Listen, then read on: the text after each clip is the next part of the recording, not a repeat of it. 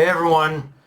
Okay, so to Oda's credit, he did kind of make me eat my words with this chapter, as for the longest time I've been saying Usopp's moment to shine in this arc is likely to come in the aftermath of this conflict, but we actually do get something of a moment for Usopp with this chapter where he stands his ground against Imu Gunko to protect Brook, even getting off a skull bomb grass at point blank range. And well, the epicness of the moment was a little undercut by the fact that he took himself out, but took himself out by his own attack. I do still really like how Oda also uses this moment to reaffirm a lot of Usopp's beliefs and ideals, things that about Usopp that, let's kind of be frank about it, have kind of felt like they've been lost in the shuffle or pushed aside sometimes with his character. I know it's such a small thing in itself, but it feels like it's been ages since we got one of Usopp's classic "You expect me to run and leave a friend behind" speech. Like I think, like the more I think about it, I think the last time we heard something like that from Usopp was probably Dressrosa when he faced down Sugar and Treble. But even the moment itself felt more akin to his moment in Alabasta when he and Shepard faced down Mr. Four. And I also like how Oda tied it all into the fact that Usopp has finally reached one of the checkpoints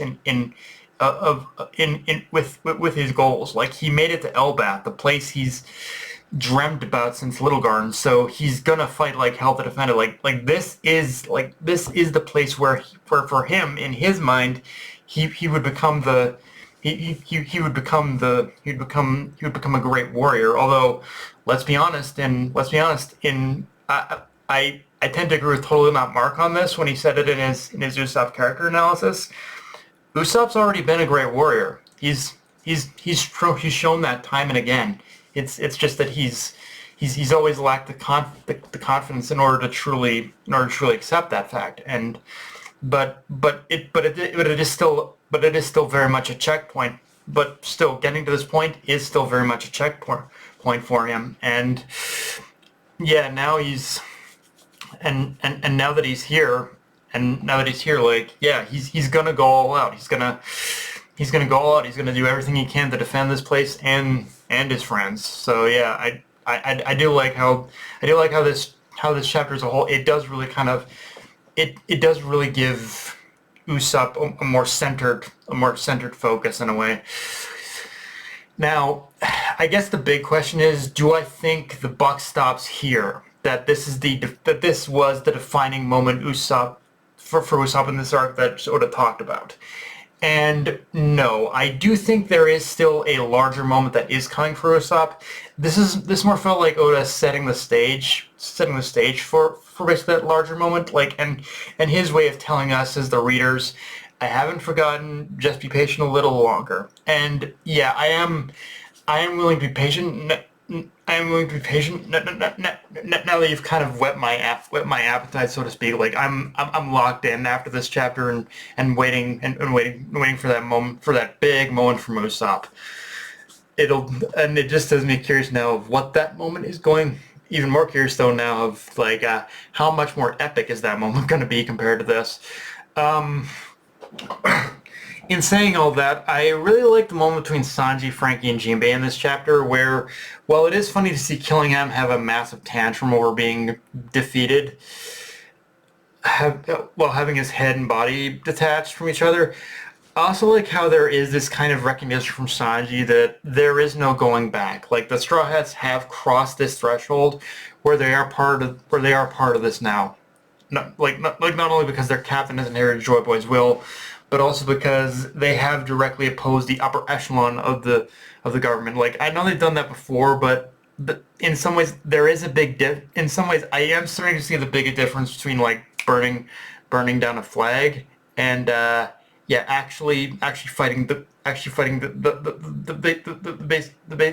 army of God, so to speak, like the God Knights, the God Knights, which are the personal army of God Himself in this world. And in the eyes of the government, they are now up there with Dragon and the Revolutionaries as the biggest threat to the world. And in fact, I think at this point they're probably like Emu is probably going to look at Emu and the government are probably going to look at Luffy and the Straw Hats as even more of a threat than more of a threat than fucking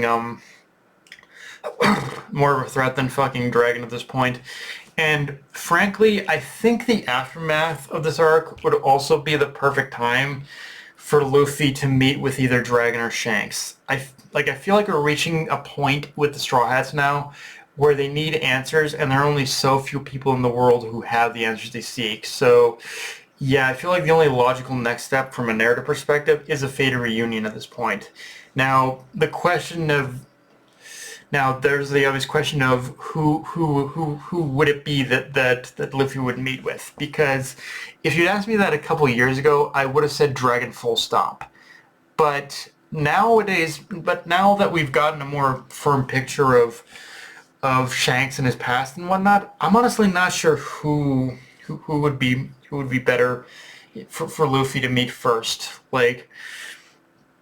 Personally, if we go this route, if we go this route, I almost want to say Shanks now because Shanks himself has personal first-hand experience of what personal first-hand experience because of family reasons and other reasons. He knows what the ins and outs of the government are really like. So it's on one hand Shanks is more Shanks should be more closely associated with Blackbeard, I guess, in that regard. Shanks was closely associated with if we were to deal with Blackbeard, but again, at the same time, because we've learned so much about Shanks, it's yeah, it feels like he would probably be the best one to have all the answers, whereas with Dragon, don't get me wrong, he's been fighting the government for a long time, but simultaneously, he was also just as kind of shocked in order to learn the truth about Emu and about the government from Savo's recollection at the time, so it's yeah, I feel like, so it's it's kind of hard to know who. So for me, it's almost kind of it's kind of hard to know who probably is the best bet in order to really talk to about this. I think honestly, the more I think about it, I think if there were to be a meeting between either Dragon or Shanks next, I think it would probably be Dragon. Dragon, considering his first-hand accounts of Emu and whatnot. Although on that note, as much as I don't want to will it into existence, it would actually be kind of crazy if immediately after dealing with Emu, Blackbeard showed up. It would be straight up crazy having to face another huge threat after having just dealt with Emu. Although in Blackbeard's case, if he did show up, I imagine it would be partly for the purpose of just wanting to take the Straw Hats measure and just kind of fuck shit up his own way. But yeah, it would be. I'm not gonna lie. Part of me wants wants as much as I don't know if it's likely to happen. Part of me wants Blackbeard to show up just for that kind of image of a confrontation, even if it's just a verbal one between Blackbeard and the Straw Hats as a whole. We've only seen Blackbeard have confrontations with Luffy, but having a confrontation between the Blackbeard pirates and the Straw Hat pirates in the aftermath of all this, yeah, it would kind of be epic the more I think about it.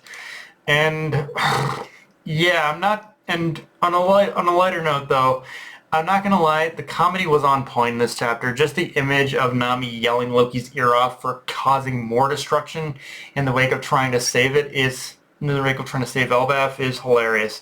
Only made better, in my opinion, by Luffy having to yell at Loki because he got yelled at by Nami. It's a comedic chain of events with this chapter, and I kind of love it. I also really like how this chapter kind of brought back the Enero joke of Luffy getting blasted by Loki's lightning breath and Loki realizing it doesn't affect him.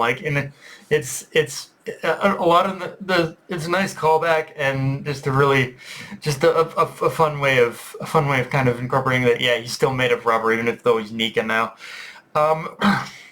In all seriousness though, even though it is played up for comedy, do like how Loki getting chastised by Nami for potentially causing more destruction does show that, yeah, Loki's still got some work to do in controlling his powers. Like, I know he's a big-ass shadow dragon, but I imagine there has to be a way he can control the precision of his breath blasts that he just has to work on. Or maybe he can't, I don't know. Or better yet, find a way to shift into human beast mode, because, yeah, Loki might just need that to face down Emu as the chapter ends with Luffy and Loki facing down Emu. And not gonna lie, the final image of the chapter does give it the vibe that we are in the home stretch now, that this is the final battle, and the fact that Luffy has collected a few allies along the way on Loki's back also tells me this is going to be an all-out brawl. It's not going to be a classic 1v1 or 1v2, and I'm here for it, especially if and when Zoro and the other giants like catch up. Like if this whole thing is like it's just a bare knuckle, all holds barred brawl, like everyone facing Emu, and with the with it would be even more epic if Zoro were to eventually show up as well. But, yeah, guys, that's pretty much all I got for this review. If you enjoyed the video, like, comment, subscribe from Blue Sky, and let's Crunchyroll, be sure to push the bell, subscribe button, and just share it around, guys. Dark Knight of Vinay signing off. Later, everyone.